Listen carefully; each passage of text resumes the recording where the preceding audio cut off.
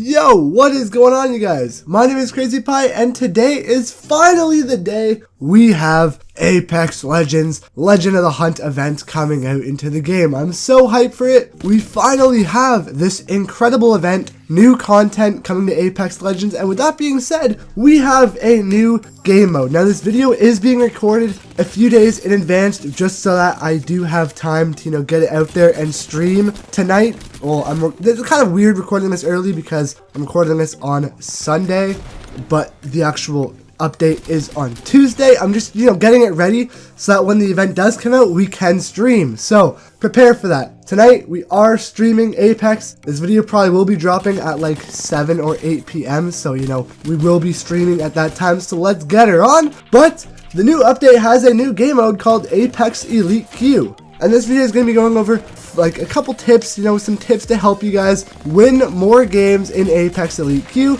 and do better, and in turn hopefully get some more challenges completed, because I have a good feeling there are going to be challenges pertaining to the new game mode because it would make sense. So hopefully you guys can do better, and without all the dilly-dally aside, the first tip I have for you guys here is to try and dodge dropping in the very middle of a hot drop. Now, I obviously don't want you guys to have a boring time playing these games because it is supposed to be a fun game mode. So obviously I don't want you guys dropping, at a spot that's unpopular like slum lakes or, swamps or stuff like that. I want you guys to drop at a pretty nice spot that you guys feel comfortable with, but that also has a good amount of enemies going there. So A, you can get practice for the rest of the game, and B, you can have a little bit more of, a fun time getting into more engagements, because the more engagements that you get into, the more fun the game will be. So the tip that I have here is to try and land at a popular spot, but don't land in the middle of that popular spot, if you know what I mean. So for example, if you're gonna go for bunker, don't land directly in the middle at the bunker doors. Land, at like the building that's just outside and on the edge of bunker. Same thing with Skulltown. If you're gonna land on Skulltown, don't land in the three center buildings on the rooftops. Try and land at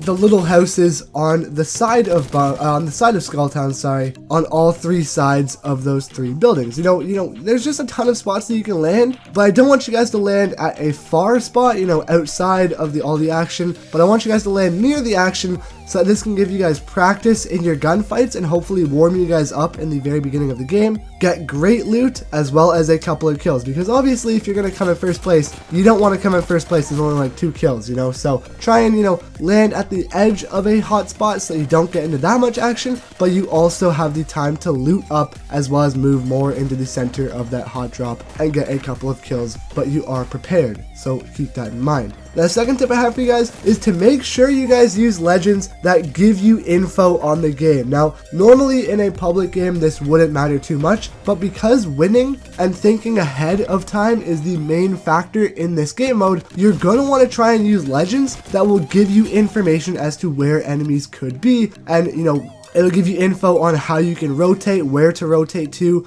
and rushing spots. So the best legends that I would say to use for this would be Pathfinder, because you can see future circles while using his passive ability. This is very, very good. This will basically allow you to see where you can rotate to, and if you look on your map, you'll see the buildings, the pathways, and everywhere that you can stay on the high ground. You'll have perfect rotations when you're playing this game mode, which is very, very key. You want to stay on the high ground and you want to have very good rotations.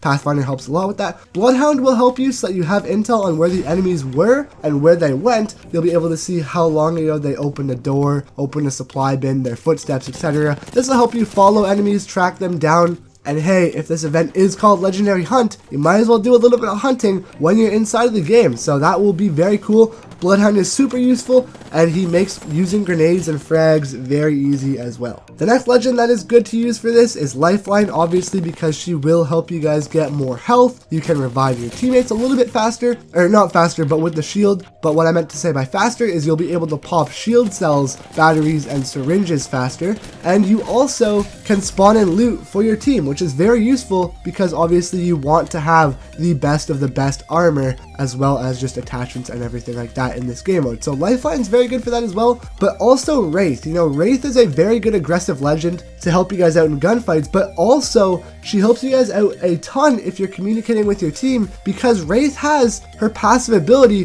where she'll be able to call out if an enemy is looking at her. So if you're trying to rotate through locations in this game mode, you'll have an easier time being able to, you know, stay safe out there because you'll be able to tell if someone is looking at you while using Wraith's passive ability. This is super good so that you don't get shot out of the open, and if someone is looking at you, you'll be able to tell your team and you guys will be able to, you know, get to cover and try and play it smartly. But using legends that you know is good for data in terms of this game is very good, because obviously you're not going to want to run like an Octane, Caustic, and like Bangalore, you know, like they're not bad legends in and of themselves, but as a combination, they're not very good for the longevity, and it's just way easier, and you'll have a better time while using 3 legends that you know work well together. Now, the third tip that I have for you guys is try to rotate outside of zones. Now, this doesn't make much sense, but I'll try and explain it for you guys here. When you're rotating, don't rotate through another zone. You're going to want to try and rotate around a zone. So this could mean if you're rotating from Skulltown to Bridges and Market is in between it, try and rotate around Market, but stay close enough to Market so that if there are gunshots, you'll be able to tell if there's an enemy there, if you guys know what I mean. And if you guys have a Bloodhound, you'll be able to use his pinging ability to see if there's anyone there, but don't try and go towards hotspots. So if you're trying to rotate to, you know, Runoff and you're at airbase and you're trying to go on the side of the coast of the map, you know, don't run straight through Runoff. Try and run on the outside of the map so that this will help you stay away from gunfights that might be happening in there, and it'll just help you out a ton so that you'll be able to stay safe, you know, because these hotspots are going to be loaded with enemies as everybody and their grandma are going to be rotating in this game mode. So try and rotate around areas that you think enemies will be at so that if they are in those areas, you'll be able to flank accordingly to where they are. This is why Bloodhound works so perfectly in this game mode, as well as Pathfinder, because you have his grapple as well as a zipline to safely get your team to the high ground. Another example is if you're trying to rotate from Bunker to Cascades, instead of running straight through the river to Cascades, try and run around through the cliffs in order to, you know, go onto the top of the hill at Cascades, and then you have the high ground. You know, try and rotate with the high ground in mind is what I'm trying to say here. Now, the fourth tip that I have for you guys is probably one of the most important tips, and is try to communicate with your team via the ping system. All right, use the ping system as much as possible, and it might be for a reason that you guys might not expect. And obviously, you're going to want to use the ping system to give intel where the enemies are so that, you know, your team can rotate accordingly and have an easier time flanking the enemies. But the biggest thing why I want you guys to use the ping system is because if you don't have communication with your team and you're just playing with a group of randoms, the ping system is very good for getting your team on the defensive, you know, because if you ping that someone is recently in a location, your team is going to go from, you know, casually playing to defensively on the prowl and hunting for enemies because they know that people were just there. Like, honestly, you're going to want to ping everything except for, like, you know, guns and stuff, but you're going to want to try and ping open supply bins, open supply drops, doors that were left open, enemies that were recently there is what you want to ping. Because like I said, this will make it so that your team knows people were just there and they'll be on the lookout and be on the defensive for if an enemy is there. Because the last thing you want to do is not ping it and just run straight through as if you were just, you know, regularly running and have a team run up on you because, you know, you guys weren't on the defensive and on the prowl and on the hunt for enemies. So you want to try and use the ping system properly so that your team can be on the defensive, but most importantly, so that you can have an easier time flanking enemies because you know where they are. Sorry for hitting my desk, by the way. Now, the fifth tip I have for you guys here is to use guns you're comfortable with. I cannot stress this enough. This Apex Elite Q is a very competitive game mode, alright? I've played competitive games before where you get 2 people on one team and then you join the other team and you go for most kills, but you know, this is crucial. You know, if you're not good at using a specific gun, say it's like the Havoc with Select Fire. Now is not the time for you to pick up a Select Fire Havoc and try it out. You know, you're going to want to try and be on your best, use combos that you're good with, use, you know, like the R99, R301, Spitfire.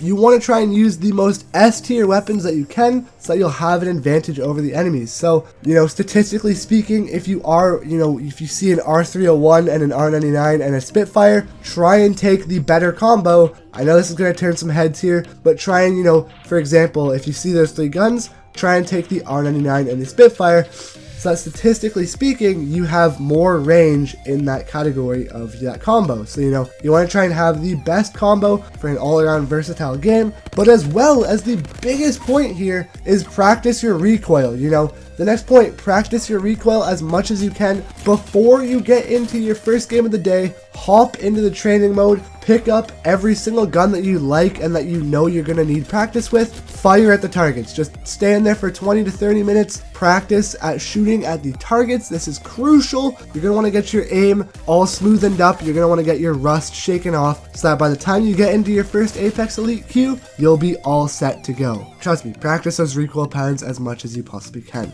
Now the last tip, this is very crucial. Alright, I want you guys to use this. It's very cheesy. I don't like saying it, but trust me, if you guys use this, it will help you out a ton. And this has to be using third parties as much as possible. You know, because theoretically, this is just technically trying to get into the top 5 squads as much as you possibly can. And the easiest way to do that is by using third parties. So as you're rotating, if you see a lifeline package fall, if you see a care package fall, and if you hear gunshots most importantly, you're gonna want to rush them as much as you possibly can. Third parties just make gunfights super easy. You know, you'll be able to rush in there, get a couple kills, down 2 or 3 squads without even getting blood on your hands, and you'll be able to, you know, hopefully wipe out an entire squad without even taking damage. This makes it super easy to win games if you third party, you know, camp it out just for like a couple, you know, maybe like a minute or two, wait for the final 2 squads to fight, and then once they're fighting, you just hop in there for the easy third party, and it makes it so much easier to win games. Trust me, trust me, trust me. If you third party as much as possible, you will win easy games. Trust me. But yeah, thank you guys so much for watching this video. I'm so hyped to finally stream tonight again. I'm so hyped to get back into streaming, and I'm so hyped to communicate and connect with you guys even more. Instagram linked down below, everything. I'm so hyped for this new DLC. I'll see you guys later for another video tomorrow, as well as everything like that, all that jazz. I love you guys. Thank you guys so much for everything. I'll see you guys later for another video. Have a wonderful rest of your day, and I'll see you guys in the stream. Peace out, you lovely people. I love you guys. Have a great day. Peace.